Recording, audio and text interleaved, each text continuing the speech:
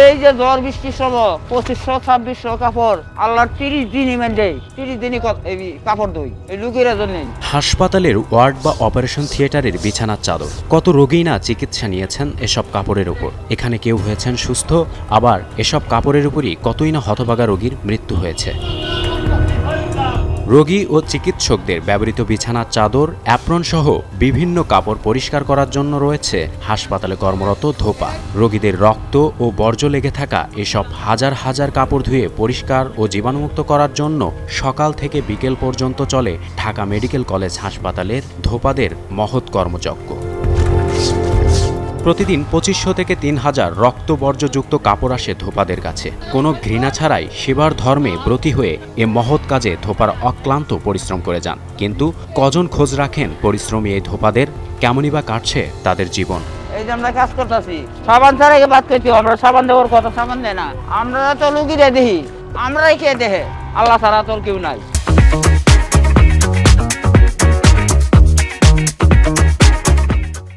শুধু রোদঝড় বৃষ্টিই নয়, এই তীব্র শীতের মধ্যেও সকাল 7টা থেকে কোমর পানির মধ্যে নেমে তাদের কাজ করতে হয়। ঠান্ডা সহ্য সীমার বাইরে গেলে আগুনে শরীর তাপ দিয়ে আবার কাজ শুরু করেন তারা। সকাল 7টা বাজে কোমর পানিতে নামার পরে একটু কাজ করার পরে আবার কিছুক্ষণ পরে আবার এর শরীর ঠান্ডা শীতে কাঁপানি উঠে যায়। কাঁপানোর পরে আবার আগুন পোহাতে হয়।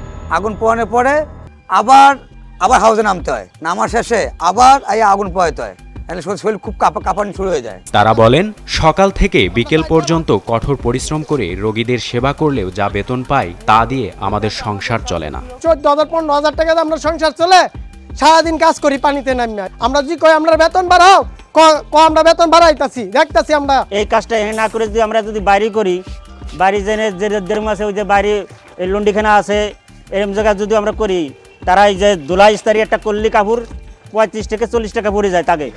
এই জোয়াটা যদি আমরা এর না কাজ করি, তাহলে আমাকে দেখা গেলো কি ডেইলি ডেইলি 1000 টাকার উপরে পড়ে। 1000 টাকার উপরে বাদ দিলে 1000 টাকা ডেইলি আমাকে কাজ করা যাবে। মাথার উপর নেই কোনো চাল বা শেড, যে কারণে রোদে পুড়ে বৃষ্টিতে ভিজে কাজ করে অনেকে অসুস্থ হয়ে যান। বৃষ্টি হলেও কাজ করা লাগে, রোদ হলেও এনে বৃষ্টিতে কাজ করা লাগে।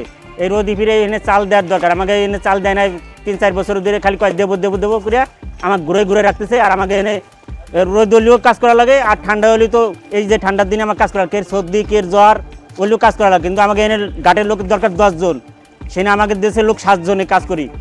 আমাকে এমনি 7 জনে কাজ করি, আমাকে যে পরিশ্রম করি, আমাকে পরিশ্রম হিসেবে আমাকে বেতন কম। পাশেই থাকার জন্য তাদের যে ঘরটি ছিল তা ভেঙে পরিত্যক্ত হয়ে পড়ে আছে, এখনও তা মেরামত করা হয়নি। কাপড়ের ধরন অনুযায়ী 4 ভাগ করে কাপড় ধোয়া হয়, সবশেষে তা শুকাতে দেওয়া হয় দড়িতে। ময়লা জায়গা থইতাছি, আমরা 4টা ভাগ করি, একটা ভাগ বালাত দেই। এই যে ময়লা, এই যে ব্রাশ মারিয়া পরিষ্কার করে দিতেছি, আর একজনে পেঁয়াজ আছে। এক একটি কাপড়কে জীবাণুমুক্ত করার জন্য অন্তত 7 বার কাপড়গুলো নিয়ে কাজ করতে হয়। বেশি নোংরা কাপড়কে বয়েল করার পর উত্তপ্ত থাকায় হাতে ফোস্কা পড়ে যায় এবং অনেক সময়ই আঙুল থেকে চামড়া উঠে যায় ধোপাদের। কাপড় প্রথম 7 বার ধোয়া হয়। 1 নম্বর প্রথম গাড়িটা আইবো, গাড়ি খুললে কাপড় হালামে জায়গায় হালাই আবার খলানোর পর এরপর একজনে পেঁয়াজ দেবো। একজনে পেঁয়াজ দেওয়ার পরে ফের আবার সোডা করবো। সোডা করা বয়লার কাপড় না, যেটা বয়লার দেবো সেই কাপড়টা সোডা করবো। সোডা করার পর থেকে ওইটা উঠাইবো, ভিজাই পানি ঝরবো। পানি ঝরার পর আবার নিয়ে থুয়ার পর ফিরে আবার 2 জন যায় বাড়ি দেবো। বাড়ি দেওয়ার পরে আবার ওই বাড়ি ভাঙবো রাত সকালবেলা ওটাও মেডিসিন করা হইব। মেডিসিন করার পর আবার খলানি হইব।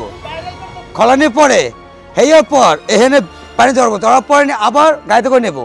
নেওয়ার পর হালাইবে একজনে, আবার সবাই মিলে লাড়বো, মানে কাপড়টা মিলে দেওয়া হবে।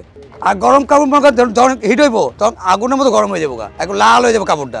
তাদের নানা অসুবিধা এবং দাবির কথা কখনো পৌঁছায়নি কর্তৃপক্ষের উপর পর্যায়ে। এখানে আমাদের যেসব ওয়াশিং ফ্যাসিলিটিস আছে সেগুলোর কোনো যদি সমস্যা থাকে সেটা আমাদেরকে বললে আমরা এগুলো সমাধান করে দেব। এই ধরনের কোনো সমস্যা আমার কাছে আসে নাই। কর্মচারীদের কাপড় ধোয়ার জন্য যেখানে বসে তারা কাপড় ধোয় সেই জায়গাটার উপরে একটা শেড নির্মাণের পরিকল্পনা আমরা করব। তাদেরও যদি কোনো স্বাস্থ্য সমস্যা হয় আমরা দেখব। যদি আমাদের কাছে তারা আসে, আমাদের সাথে যোগাযোগ করে, তাদের চিকিৎসা ব্যবস্থা আমরা করব। বা যে ধরনের প্রিভেন্টিভ মেজার নিয়ে আসলে কাজ করা উচিত সে সংক্রান্ত যদি কোনো অ্যাডভাইস তাদের দরকার হয় সেটা আমরা দেওয়ার জন্য প্রস্তুত আছি। হাসপাতালে ভর্তি রোগী ও দায়িত্বরত চিকিৎসকদের কাছে সময়মতো পরিষ্কার কাপড় পৌঁছানোর জন্য সারা বছর অক্লান্ত পরিশ্রম করেন ধোপারা। রাজু আহমেদ, নিউজ 24, ঢাকা।